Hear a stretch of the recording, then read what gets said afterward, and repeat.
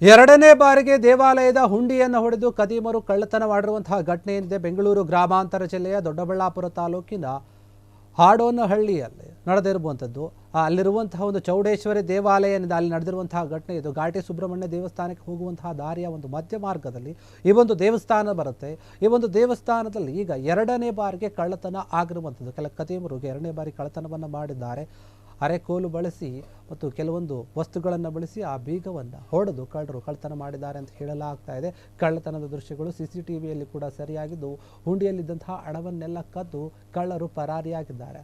ಅರ್ಚಕರು ಬೆಳಗ್ಗೆ ಬಂದು ದೇವಸ್ಥಾನಕ್ಕೆ ಬಂದು ಬಾಗಿಲು ತೆಗೆದು ನೋಡಿದಾಗ ಈ ಒಂದು ಘಟನೆ ಬೆಳಕಿಗೆ ಬಂದಿದೆ.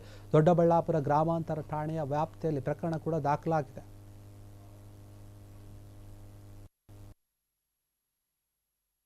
ಸಿಕ್ಕಿಲ್ಲ. ಇಲ್ಲಿ ಬುಕ್ಗಳೆಲ್ಲ ಇದ್ವಲ್ಲ ದಬ್ಬಾಕ್ಬಿಟ್ಟು ಎತ್ಕೊಂಡೋಗ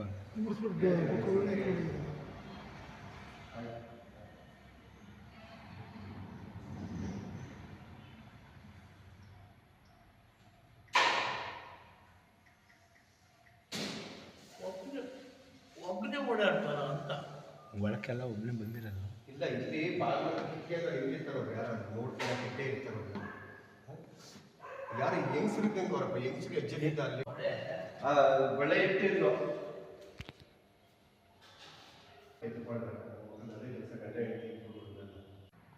ಈ ಒಂದು ದೇವಸ್ಥಾನ ಬರುತ್ತೆ.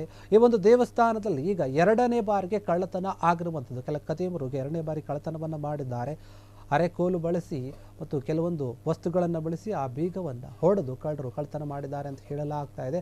ಕಳ್ಳತನದ ದೃಶ್ಯಗಳು CCTVಯಲ್ಲಿ ಕೂಡ ಸರಿಯಾಗಿದ್ದು ಹುಂಡಿಯಲ್ಲಿದ್ದಂತಹ ಹಣವನ್ನೆಲ್ಲ ಕದ್ದು ಕಳ್ಳರು ಪರಾರಿಯಾಗಿದ್ದಾರೆ.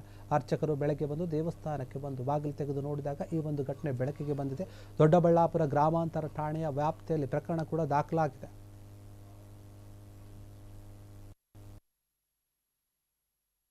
ಸಿಕ್ಕಿಲ್ಲ. ಇಲ್ಲಿ ಬುಕ್ಗಳೆಲ್ಲ ಇದ್ವಲ್ಲ ದಬ್ಬಾಕ್ಬಿಟ್ಟು ಎತ್ಕೊಂಡೋಗ